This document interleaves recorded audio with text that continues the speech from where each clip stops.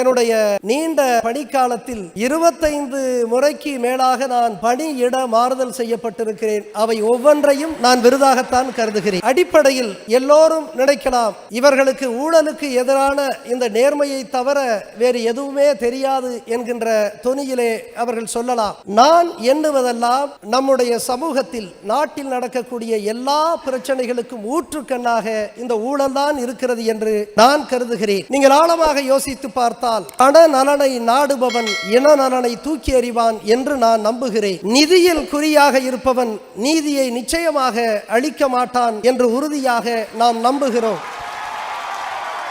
ஊழலில் ஊறித்தலைத்தவன் எம் மண்ணினுடைய எம் மக்களினுடைய இயற்கை வளங்களை சூறையாடுவதற்கு அனுமதி அளித்து விடுவான் என்றுதான் நாம் கருதுகிறோம். எனவே எம்முடைய மண்ணை எம்முடைய மக்களை காப்பதற்கு எமை போன்ற அதிகாரத்தில் இருப்பவர்கள் நிகரற்ற நேர்மைக்கு உரியவர்களாக இருக்க வேண்டும் என்பதற்காகத்தான் எம்முடைய நீண்ட நெடிய பயணத்தில் நான் தொடர்ந்து நேர்மையோடு பயணிக்கிறேன். இந்த நேர்மை அது என் சமூகத்திற்கான நேர்மை என்று நான் சொல்ல ஆசைப்படுகிறேன். Super sir, super sir. உங்ககிட்ட சிங்கப்பாதையா பூப்பாதையான்னு கேட்டா மக்கள் பாதைன்னு சொல்லிட்டீங்க. எப்போ அந்த மக்கள் பாதையில மக்களை தலைமை ஏற்று நடத்த செல்வதற்கு வரப்போறீங்க?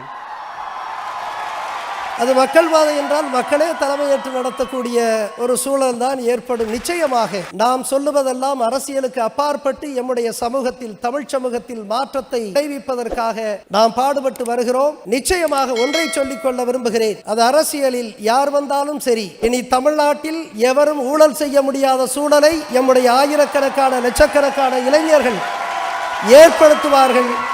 அதற்கு நாங்கள் நிச்சயமாக வழிகாட்டுவோம் என்று சொல்லிக்கொள்ள ஆசைப்படுகிறேன். கேள்வி குறிப்பிட்டு கேட்கப்படலை, இது ஒரு பொதுவான கேள்வி. தமிழகத்துல ஒரு சிஎம்க்கு 5 லட்சணங்கள் இருக்கணும் அப்படின்னா எதெல்லாம் சொல்லுவீங்க? அடிப்படையில் தமிழகத்தை வழிநடத்துகின்ற சிஎமாக இருக்க வேண்டும் என்றால் என்னை பொறுத்த வரைக்கும் நேர்மை முதலிலே இருக்க வேண்டும் என்று நான் கருதுகிறேன். நேர்மை என்பது ஏதோ ஒரு பண பிரச்சனை என்று யாரும் கருதிவிட வேண்டாம். அந்த நேர்மையில் மானுடம் இருக்கிறது, மனித நேயம் இருக்கிறது, தன்மானம் இருக்கிறது, சமூக நீதி இருக்கிறது, ஒடுக்கப்பட்ட மக்களுக்கான உரிமை இருக்கிறது, மண்ணை பாதுகாக்க, இயற்கை வளங்களை பாதுகாக்க, மண்ணை நேசிக்கக்கூடிய நேசிப்பு இருக்கிறது. எனவே ஒரு மனிதன் நேர்மையாக இருந்துவிட்டாலே 5 என்ற 50 பண்பாடுகளும் அதில் அடங்கிவிடும் என்று நான் கருதுகிறேன். நன்றி சார், ரொம்ப மகிழ்ச்சி இந்த தருணத்தில் நீங்கள் எங்களோட இருந்து இந்த கௌரவத்தை ஏற்றுக்கிட்டது. அதுவும் தமிழகத்தில் முதல் முறையாக ஒரு மேடை கௌரவத்தை ஏற்றுக்கிறேன் அப்படின்னு சொல்லும்போது உண்மையிலே ரொம்ப சந்தோஷமாக இருந்தது எங்களுக்கு.